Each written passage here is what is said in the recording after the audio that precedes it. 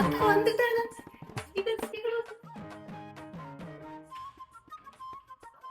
வா வா வா, என்னுடைய வருகைக்காக வலிமேல் விழி வைத்து காத்துக் கொள்கிறேன். முடியல.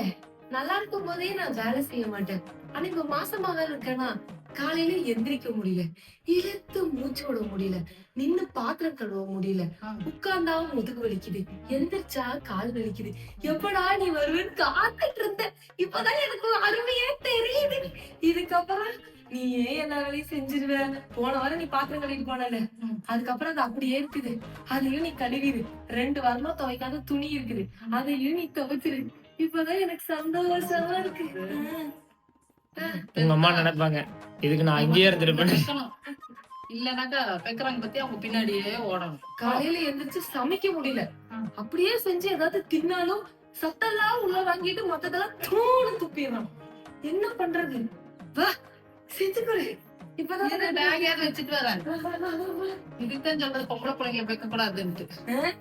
ஆம்பளை பையனை பெற்றா நீ இந்நேரம் அவங்களோட பொண்டாட்டிக்கு போய் எல்லா வேலையும் செஞ்சு ஆம்பளை பையனை பெற்றிருந்தா மருமக எனக்கு ஆளும் பாலும் அப்படியே அதெல்லாம் இந்த காலத்துல மருமக அம்மியில வச்சு அரைச்சிருவாங்க. அரைப்பேன், நான் வச்சு அரைப்பேன்.